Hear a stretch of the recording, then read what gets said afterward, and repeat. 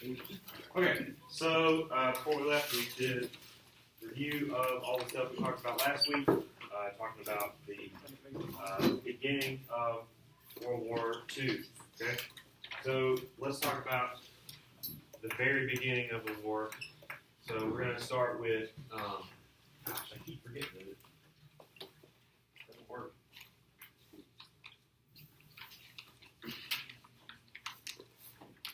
Wake up, computer. It's because that blue portion. There we go. All right. So at the beginning of the war, the Allied powers are. Yeah, this is what you're writing down for today. This is for today's notes, right? So at the beginning of the war, the Allies are going to focus on the European front. Okay, why in Europe and not Africa or the Pacific? Why is it so much more urgent in Europe than it is anywhere else? So they can have land closer to where they're from. Yeah, okay, so it's where everybody's from, right? So not only are they being attacked by the enemy, it's in their backyard, right? So you got to deal with your own house that's on fire before you go put out fires at other people's houses, right? So it's like one of those things, you know, when you're on an airplane and they say if you got a kid with you, you got to fix your oxygen first and then fix them. It's that kind of situation. Okay, so they've got a serious problem on the home front with the Nazis right on their back door, right at their back door. Okay, so that's the situation that they're dealing with right there. Okay, I keep forgetting. I need to read a little quicker. No, she didn't come back. All right, now this, you don't have to write anything that's in parentheses right here. This is just to reiterate Hitler's big mistake here. All right, so Hitler's invasion of the Soviet Union is going to prove to be the first step in his defeat, okay? He's going to bite off way more than he can chew, right? So he is really cocky at this point. He thinks nobody can handle this, not even Stalin. Who is his ally at this point. So he breaks the peace and attacks the Soviet Union and tries to take Stalingrad. Like we were talking about before, what are some reasons that that's a bad idea? Because it gets to winter, right? He invades and it's still summertime, but by the time the real fighting starts and they get dug in, it's getting in the middle of winter. Okay, so it's getting ugly out there. Which is not to say that Germany just handled them, or that Russia just handled Germany, but they made it very rough. Okay, it made it very difficult for Germans to make any advances because of the snow and just the cold itself. Okay. All right. So a couple things. The vastness of the territory. It's super big place. So you look over there. It's that big yellow place over there above China and Mongolia, and over parts of Eastern Europe. Okay, so it takes up a lot of space. So they gotta move a lot of distance. Okay, and then they have a lot of people in Russia because Russia's huge. Okay, tons of people means tons of manpower, and then the extreme cold. Okay, so they're not going to be prepared for that. Okay. So those are a couple of reasons why that was such a big problem for Hitler. All right, so we've got the other battlefront or the other theater, as it's called. Stay awake. Okay. Stay awake. All right, the other theater is going to be in North Africa. And why are we in North Africa? What are we? We're after resources, right? So we are going to take over all of the German and Italian interests in Africa because we're going to cut off their supply of resources. Okay? We don't want them to have those resources anymore. Okay? So we're really in the fall of 1942. We're really handling North Africa. Okay, and I'm going to show you a map later on that's going to show the Allied powers are going to be blue and the Axis powers are red. going to show the red powers growing in the countries at first, and then the blue just kind of, boom, just takes over, right? So this is part of that. This is part of that squeeze. You're gonna have the Allied powers of United States, Great Britain, and then you're gonna have Russia on the other side. Actually, it's the opposite for you. So Russia over here, and the European Allied people here, and they squeeze in on Germany, right? So they're just gonna choke them out right there, right? And the content. Yeah, pretty much similar. All right, so this is the other side to that strategy. The Soviets are pushing back in that battle at Stalingrad, and again, this is just like a power move on both sides. Hitler thinks he can take Stalin's namesake city, and Stalin is not going to have that. Okay, so they're both going to fight as hard as they can to keep that area.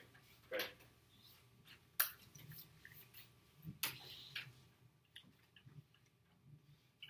All right, don't worry. I'll leave this on there so you got plenty of time to copy down.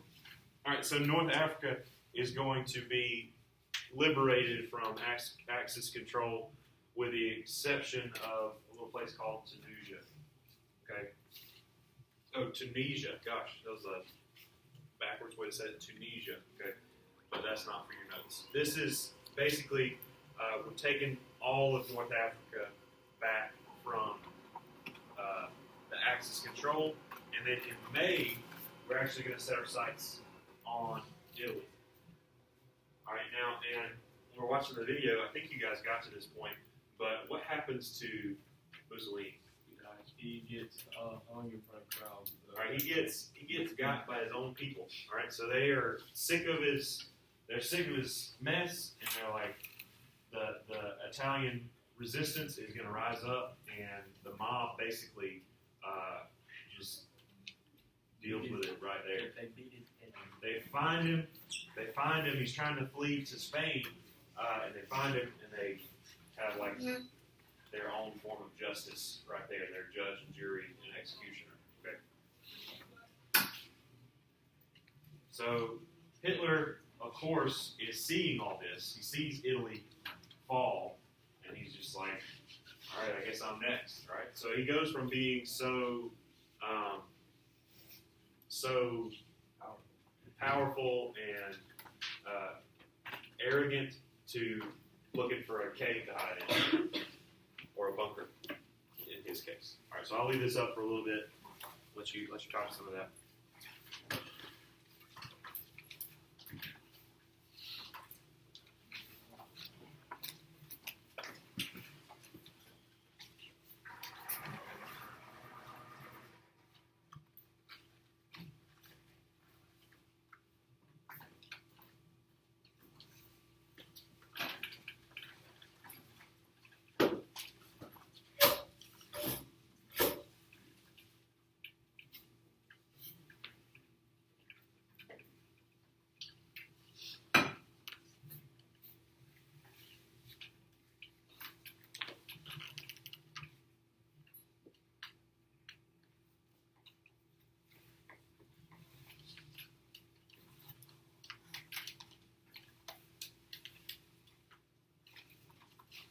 I got it.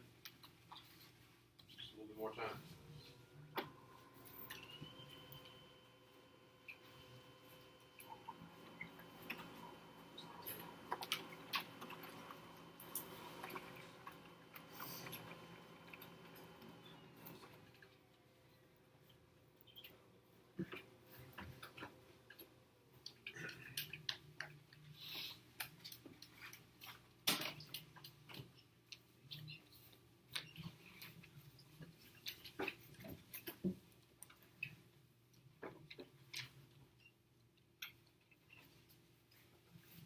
All right, let's go to the next one. All right, so this is going to be World War II continues, so we're going to keep going here. Now, the next thing is that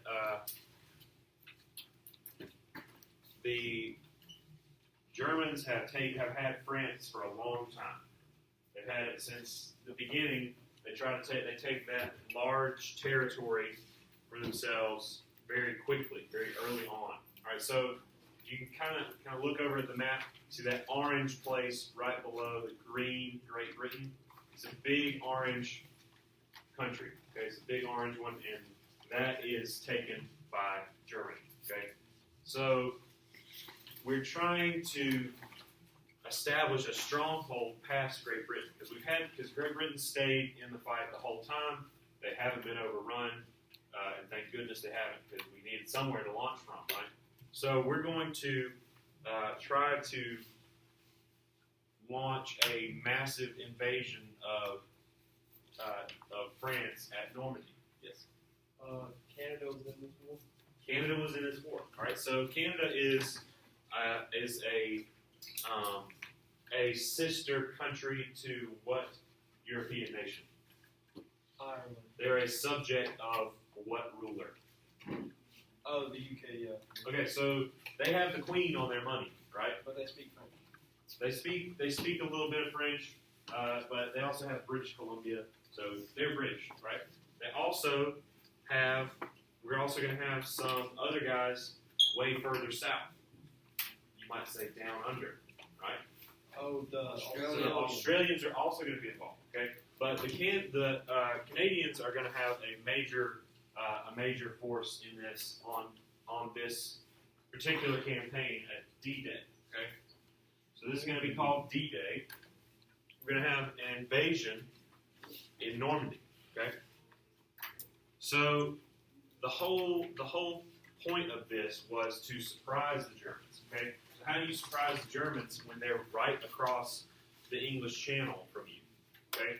The English Channel is basically the size, it's almost like a big lake across. You can almost see with your naked eye across the English Channel, right? So you can imagine how close that is and how easy it would be to kind of spy across the English Channel. All right. So how do you make this a surprise that you're going to land where you're going to land? All right.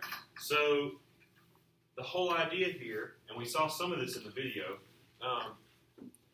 the D-Day surprise invasion is going to hinge on one thing. Okay, they expect that the Allied forces are going to come from this place called Calais. It's a French port, and it's 300 kilometers away from. It's 300 kilometers northeast of where they actually landed. All right, so how are we going to do this? Okay, so they come up with a plan, and it seems pretty silly at first, right? So they come up with this idea. Okay, well, we could just park a bunch of our surplus tanks and planes and military vehicles over there, and just make them think that that we're over there, that we're right across in Dover. Okay, so to do that, so here's Great Britain, here's Dover, and here's Calais. Okay, so this is where they convince the Nazis that they're going to land, right? See all these fortifications that they made because they think, okay, they're really getting ready in Dover. In addition to the fact, does anybody remember who they stationed at Dover in England? Oh, what's his Patton. name? Patton. Okay, so Hitler knows Patton. He knows that name. He knows that guy. So he's famous, yeah. So Hitler is actually, admires Patton and says, there's no way that they would really,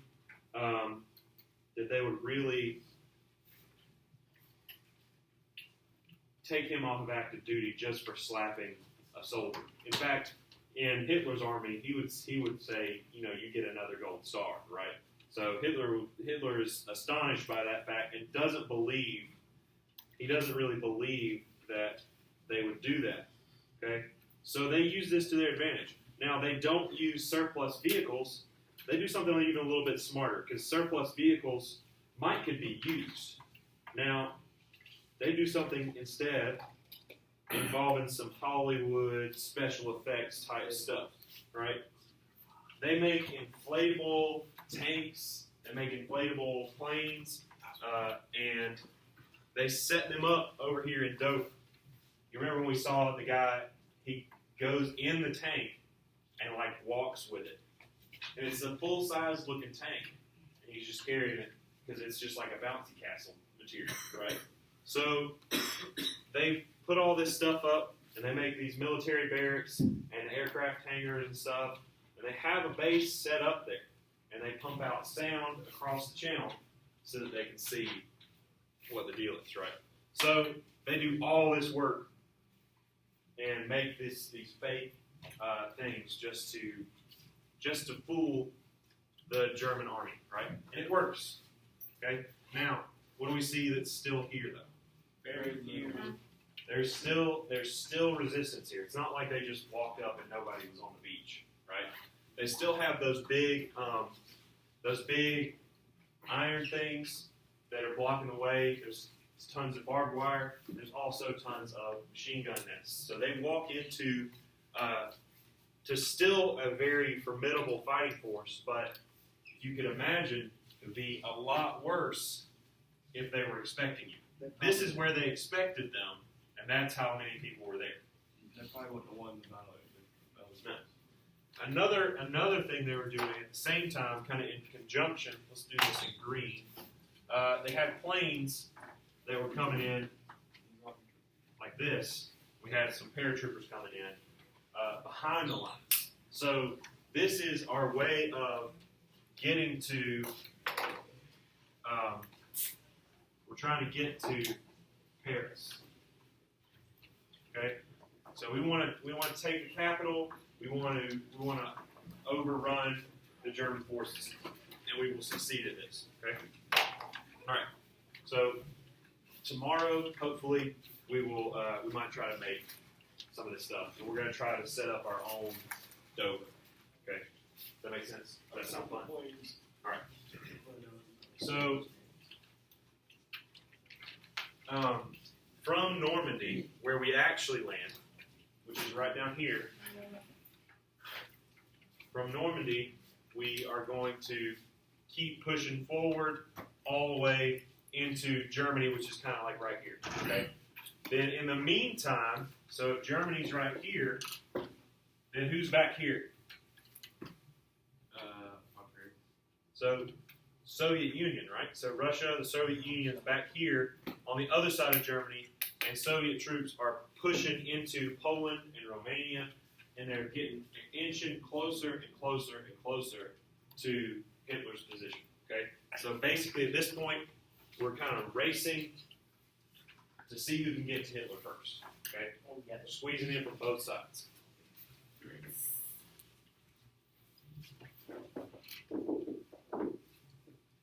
Okay, so the Allied advance from the west, so they're coming from this way. They kind of stall out at the Ardennes forest, and leading up to the Battle of the Bulge. Okay, so they're kind of stalled out here, but basically before that, they've been pushing strong. They have a brief hiccup right here at the Ardennes forest, and they have to have this major push forward. Okay, they're stalled out here for a good bit. Okay. In the early spring, 1945, the Allies entered Germany from the east and the west, from both sides, again trying to surround their enemy. And then on May 7th, Germany surrenders unconditionally. All right, so that unconditional is going to come up in a little bit. What if they surrender conditionally? All right, conditionally. So unconditionally means we'll do this if you'll do that. Right?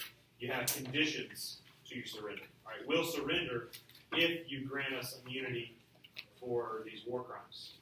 Is what's really gonna come up is those war crimes. All right, so we will surrender unconditionally means they didn't try to negotiate. They didn't try to get anything out of the deal. Okay, it was like basically we don't care what happens next. We just don't want to die right now. Right.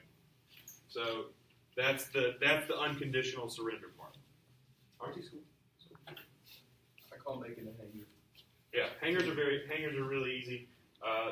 They're really easy. You just have to follow the steps. So we'll try to do that. Okay. The hanger looks pretty difficult. All right. So so they're going to have an unconditional surrender. All right. So what do we have left? All right. So we've got Japan. All right. So we still have Japan, but we still got one guy left in Germany who's freaking out probably, right? All right. So Hitler, in the midst of all this defeat, he has sheltered himself in that bunker. Do you remember what the size was? Remember? It was 500 square feet. Yeah. So they were saying from 300 plus square miles of territory to 300 square feet of territory in this bunker, or 500. I forget what they say. He's basically hemmed in from all sides, right? So he's having a tough time, and he's real sad. So basically, he's going to commit suicide. He takes a pill, and just in case that doesn't work, boom, blows his brains out, right? So it's pretty All over this flag. Yeah, all over this flag, right? That's how the show depicts it. So this is basically Hitler's defeat, and then tomorrow we will talk about everybody else that's left. Right? Thank you. All right, so we're going to talk about everybody that's left tomorrow. Okay, so let's take a look at something here. The map that we've got.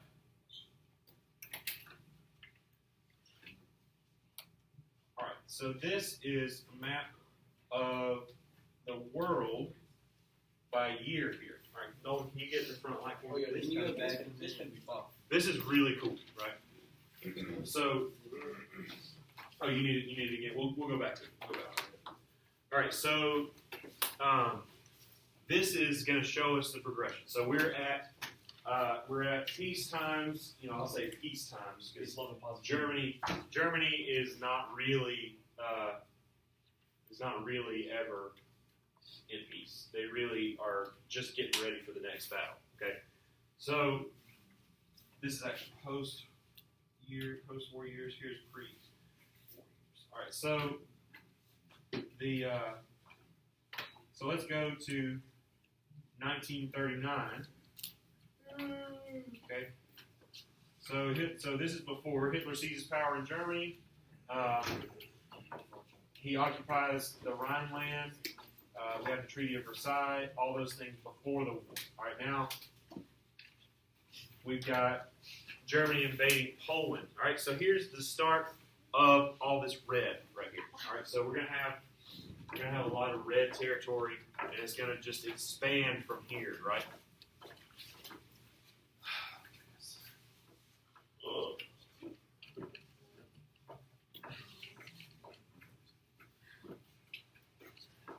All right, sorry. So basically, just to reiterate, so blue is good guys, red is the bad guys, the allies, and the Axis powers. Okay, so the red Axis powers are going to expand here towards the middle of the war, and then we'll see as the blue comes in. You tell me Canada was in the war before us? Yeah. So, because what are they connected to? They were still controlled by British Yeah. All right, so their island there is in trouble, so they're going to come help. All right. So then let's look at 1940. Let's see how much. So watch the red and watch the blue. Okay. So we also have Japan, and then what do we have here? China. A lot of China. So they've already taken a lot of China at this point. Stay with me. All right. So then now we have 1940. Look at that. Look at that shift from here to here. Boom. All right, so what did they take over? All right, so they took over France, Italy, lots of Africa, more of China right here, and Norway. All right. What took over down in South America that was red? All right. So we have some of these South American countries that are gonna have Nazi influence, and we'll see a lot of Nazis flee down to like areas of Brazil and places that have Nazi sympathizers, and they flee after the war to like seek asylum. Okay, so that's what's going on down there. We have a little bit of there's not really fighting going on down here much. It's just people who align with either side. Okay. All right, so that's 1940. Let's see what the change is from 1940 to 1941. All right, who entered? All right, so here we go. Russia and the United States. All right, so look, this is green, and then boom, the blue. All right, now what happened? What happened right here that made them come in? Hitler invaded them. All right, so Hitler tries to come in and invade, and then Stalin's like, all right, man, that's not cool, so we're going to have to go to war now. And they do. All right, so now this is where we start getting to the, like, for real World War status. Okay? World War designation here. All right, because everybody is involved. All the major powers of the world are involved in this war now. Come on, sit up. Sit up. Sit all the way up. Sit all the way. All the way. All right. So from 1941 to 1942, let's look at that.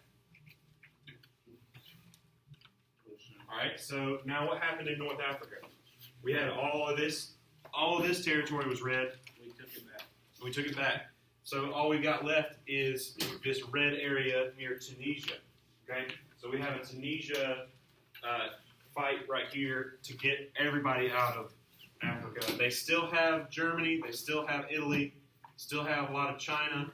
Still have India and parts of India and Burma. And we have all these islands in the Pacific that have been taken over by the Japanese. Come on, man. Put your feet on. Put your feet on.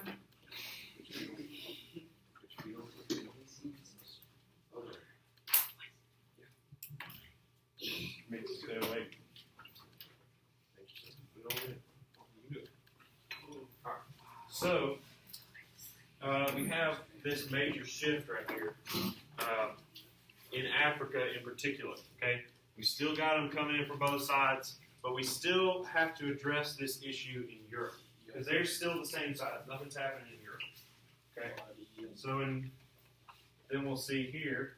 All right, so who gained on that side? Russia. So Russia pushes in. Russia's putting a dent in it, right? Okay. So we're also having an influence on the bottom of the boot of Italy. Mexico joined this year, last year. Did they join with us? I think they joined with us. So 19. So not yet. 1942. Okay. All right. Where were we? 44. We were going into 44. All right. So going in 44. Look how much smaller we got in Europe. All right. So we have taken back France, taken back most of Italy, and we're working our way in right here. Okay. So we keep on. So this is after the D-Day invasion. So we got the Normandy campaign has already taken over France, and they are being successful thus far. Okay, so we also see a little bit less red here, so we're putting a dent in that. Now, what about Africa now? Oh, we took all of that. Africa is completely blue now. Except the. All right, now let's look at 1945. All right, so that's all that's left. Okay, put your foot off it. Come on, man, you gotta stay away. Stay away. Guys, you're gonna make any judges yet. All right, so This is right before the surrender. Okay, you see all these different events, all this stuff going on at one time.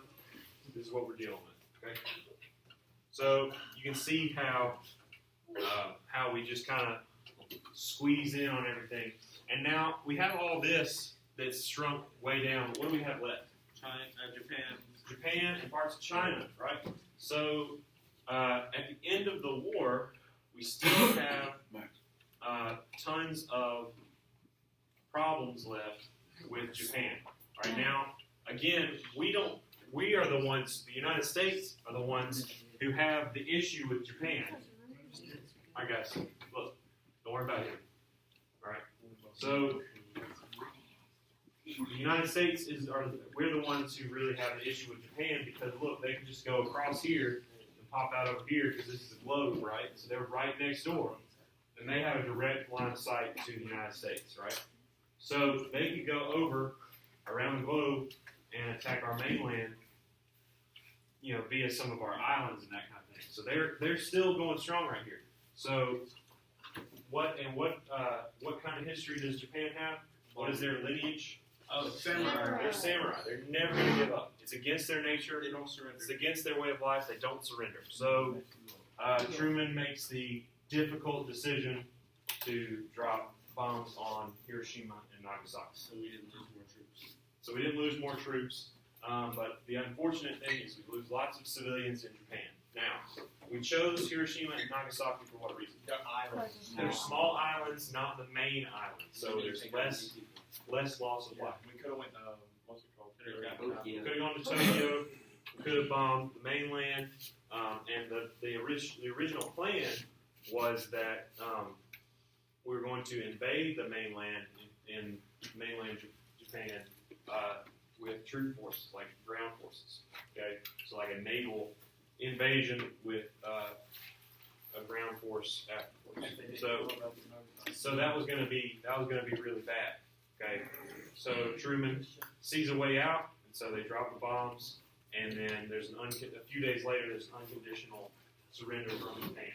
Okay, so that's how the official end of the war is for us. Okay, for everybody else, it was already over at this point when Hitler surrendered. Okay, so we are really concerned about Japan. Okay, all right. So this is what it looks like, and then by the end, look like this. All right. We're all friends. Everybody's friends, except for us and the Soviet Union. Okay, because we remember. So we're gonna have this thing called the Cold War between us and Russia, and we have this arms race between us and Russia to see who can have the most advanced and the most weapons. It's like the space race. Yeah, just like the space race, and those kind of go hand in hand right here. All right, so we'll go ahead and stop the video here, and then we'll be done for today.